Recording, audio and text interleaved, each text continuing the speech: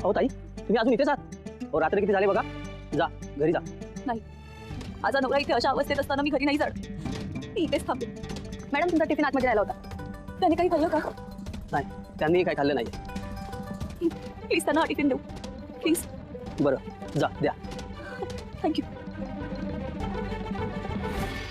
तापक sir. आनंदी, हे काय तुम्ही घरी नव्हता गेलात?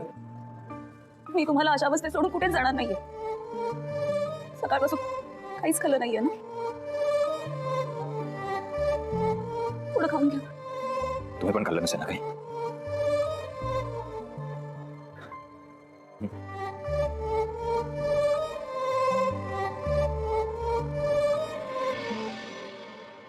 रात्रीनंतर पहाट सुंदर घेऊन येईल सूर्य नवा. अंधारात गर्द सावळा हिरून घेईल जन्म नवा. या श्रुंची फुले होनी एक सुगंधी गाव सजावे. उदास माझ्या मनामध्ये कुणी सुखाची सजई वाजवा. सजवाया स्वप्नाचा शिला. मन धागा धागा जोडलेला.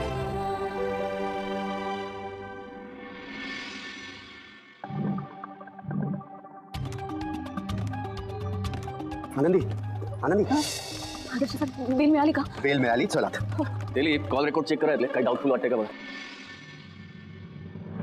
इन्स्पेक्टर मानमोडे साहेब. बोला. ठीक आहे, ठीक आहे. Bail papers. दिलीप, सार्थक राज्याध्यक्षाला सोडा.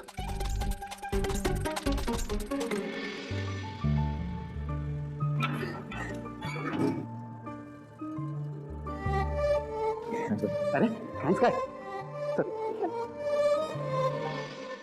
सार्थक राज्याध्यक्ष, बेल मिळाली तुला, पण एक गोष्ट लक्षात ठेव, या केसचा संपूर्ण तपास लागेपर्यंत आमच्या परवानगीशिवाय तू नाशिक सोडून कुठेही जायचं नाही.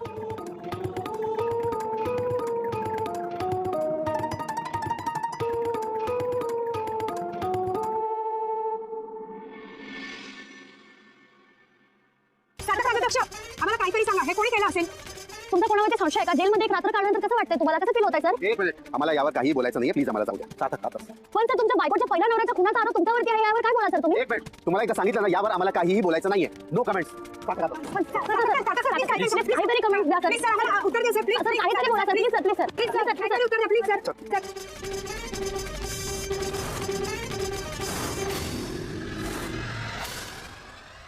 आनंदी, इतक्या सहजासहजी सुटणार नाही तू आणि तुझा नवरा.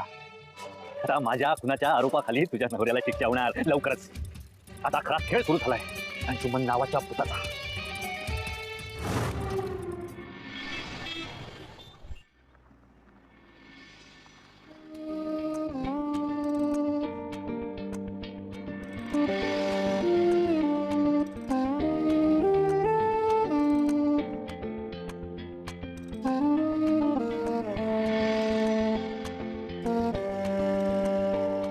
काकू काकू, सार्थक आलाय. हो आला. सुधा, आधी मला सांग, तू त्या आनंदीचं काय करायचं ठरवलंस? मी काय ठरवलंय आणि काय करणार आहे ते कळेल सगळ्यांना लवकरच.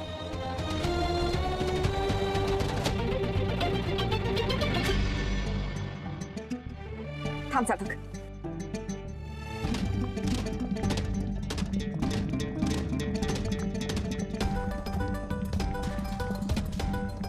सुधा, चांगली दृष्ट काढ बाई. देव जाणे कुणाची वाईट नजर लागली इतकी.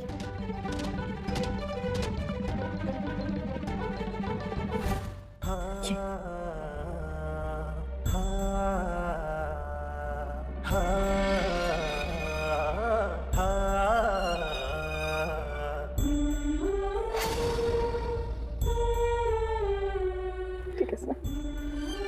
कसा आहेस बाळा? ठीक आहे भावा. काका काकू मी काय म्हणतो, सार्थकला थोडा आराम करू दे, आपण नंतर बोलू त्याच्याशी.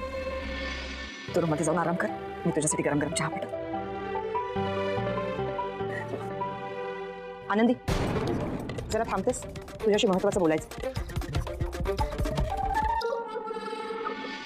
ठीक आहे वृंदा काकू. सर तुम्ही जाऊन फ्रेश व्हा, मी आलेच. आले.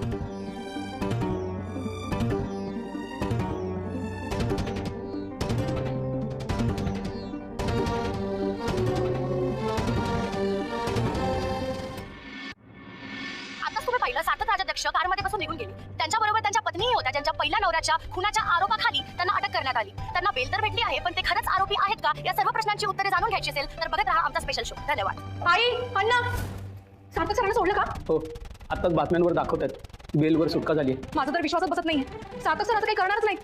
शकू ते आपल्या सगळ्यांनाच माहिती आहे ग, पण हे कोर्टात सिद्ध व्हावं लागतं, तरच निर्दोष मुक्तता होऊ शकते. मला आनंदीची खूप काळजी वाटते. शकू तिचं कसं होणार ग? आई सप्तशृंगी, माझ्या आनंदीची काळजी घे. माझ्या आनंदीला संकटातून वाचा.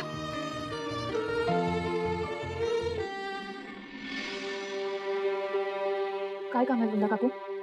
काय काम सांगू मी आता तुला? तू आल्यापासून आमची कामं, आमचे व्याप एवढे वाढवून ठेवलेस ना की त्यातूनच काही सुधरत नाही. वृंदा, जरा शांतपणे बोल तिच्याशी. तुझा तू आता मध्ये पडू नको. आनंदी, तुला राग येईल, वाईट वाटेल, पण मी स्पष्टच बोल. एखाद्याच्या नशिबात लग्न नसतं किंवा वैवाहिक सुख नसतं. अशा वेळेला त्याला नियतीचा संकेत समजून त्या सुखावर पाणी सोडायचं.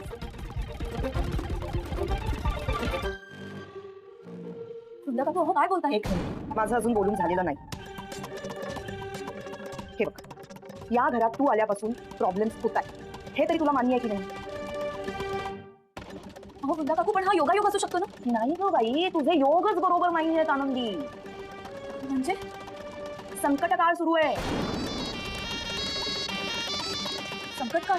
हो, संकट काळ. वामन शास्त्रींनी सांगितलंय. हे बघ, अशा काळामध्ये खूप गोष्टींना जपावं लागणार आहे. मी वामन शास्त्रींना विचारलं की ह्या अशा अडचणी काय येत आहेत बुवा, तेव्हा त्यांनी हे सांगितलं. आई, तुम्हालाही असंच वाटतंय का की हे सगळं माझ्यामुळे होत आहे?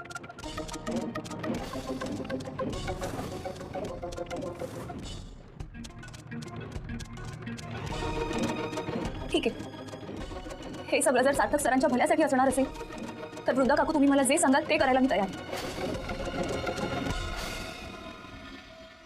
वृंदा काकू, सांगा तुम्ही मला, मी नक्की काय करायचं? तुला इतकंच करायचं की सार्थक पासून लांब राहायचं.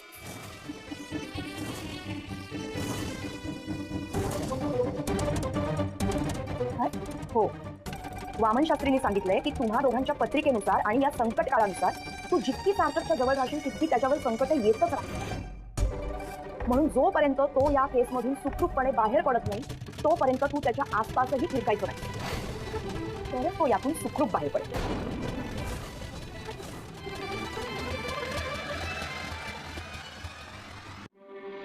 ठीक आहे वृंदा काकू, मी प्रयत्न करेन. कसा प्रयत्न करशील? कसा? कारण तू इथून बाहेर पडशील आणि सार्थकला सगळं जाऊन सांगशील. आणि सार्थकला ह्या गोष्टी पटणाऱ्यातल्या नाहीये, कारण आपल्याला सगळ्यांना माहितीये की त्याचा ह्या गोष्टींवर विश्वासच नाहीये. हो, पण वृंदा काकू, मी हे सगळं सार्थक सरांना का सांगेन? तुझा काय नेम? तुझा काय नेम?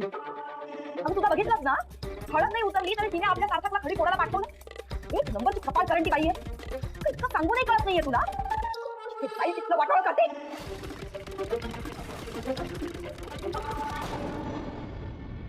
आई, तुम्ही अजिबात काळजी करू नका.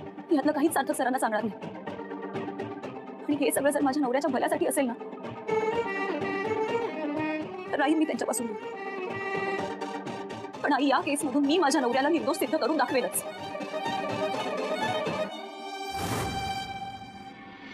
सार्थकच्या अगेन्स्ट मोठ्यातला मोठा वकील अपॉइंट केला पाहिजे. अगेन्स्ट काय? मी त्याला इथून सोडवण्याचा प्रयत्न करत होते, विचार करत होते, म्हणून मी त्याला माझा सगळा प्लॅन सुद्धा सांगितला. पण त्याला ते आनंदीला सोडून कुठे जायचं नाहीये ना. आता जे काय होईल त्याची किंमत एकट्या आनंदीला नाही तर सार्थकलाही भोगावी लागेल. त्यामुळे मी सांगते तसंच व्हायला हवं. त्याला तर मी धाडा शिकवूनच आहे. त्याच्या अगेन्स्ट मी असा वकील उभा करीन की सार्थक सुटूच शकणार नाही. नाही पण तो कुठल्या ना कुठल्या कारणाने सुटला तर? तसं शक्यच नाही केदार. मी त्याला इतकं अडकवेन की त्याला सुटायला चान्सच मिळणार आणि मग त्याला माझंच सगळं ऐकावं लागेल. कारण त्याला सोडवायचा हुकमाचा इतका माझ्याकडे असेल आणि त्या आनंदीला तो कायमचा दूर करेल. मी आहे तुझ्यासोबत. All the best. Thank you.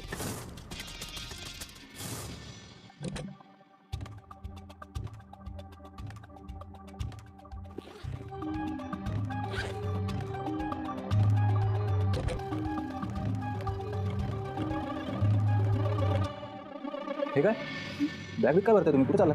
Sir मी खाली खाली म्हणजे मी आजपासून खालीच राहणार आहे. काय काय बोलताय तुम्ही? सर ते मी ना एक नवस बोलले आहे तुमच्यासाठी. कुठला नवस? काय? मी हॉस्पिटलमध्ये असताना तुम्ही कसं व्रत धरलं होतं तसंच काहीसं मी ठरवलं. म्हणजे जोपर्यंत तुम्ही या केसमधून निर्दोष सुटत नाही तोपर्यंत मी तुमच्यासोबत एकत्र या खोलीत राहणार नाही. काही काय वेळ लागले का तुम्हाला? तर हे तुमच्या भल्यासाठीच आहे आणि तुम्ही मला वेळ म्हणा नाही तर अजून काही, पण हे सगळं मी तुमच्यासाठी करते. तुमच्यासाठी मी हे व्रत धरलंय. नाही एक मिनिट. हे तुम्ही स्वतःहून डेफिनेटली करत नाही. कोणीतरी सांगितलं तुम्हाला करायला? नाही हो सर.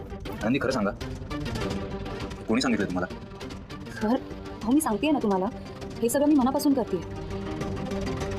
आनंदी हे बघा, ह्या अशा सगळ्या गोष्टी करून काही होत नसतं. सर हे सगळं येणारी वेळच ठरवेल ना, आपण नाही. काय झालंय तुम्हाला? तिकडे चौकीत तर माझ्या जवळ राहायचं म्हणून रात्रभर बसला होतात ना बाहेर. मग आता हे काय? सर हो हॉस्पिटलमध्ये मी क्रिटिकल कंडिशनमध्ये असताना तुम्ही व्रत धरलंच होतं ना. उलट ते व्रत ह्या व्रतापेक्षा खूप कडक होतं. हो सर तुम्ही नवरा म्हणून तुमची सगळी कर्तव्य पार पाडली, मग आता बायको म्हणून मला माझं कर्तव्य पार पाडते.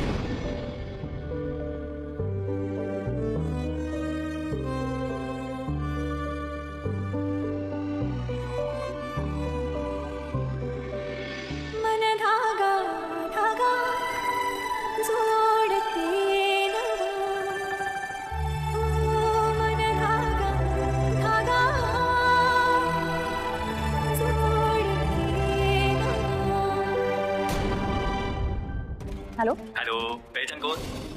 लावला का तुळशीजवळ दिवा? कुठे आहेस तू आणि कुठून बोलतोयस? स्वर्गातून. Hello hello. खरंच तुमचा फोन आला होता की मला भास होत आहे.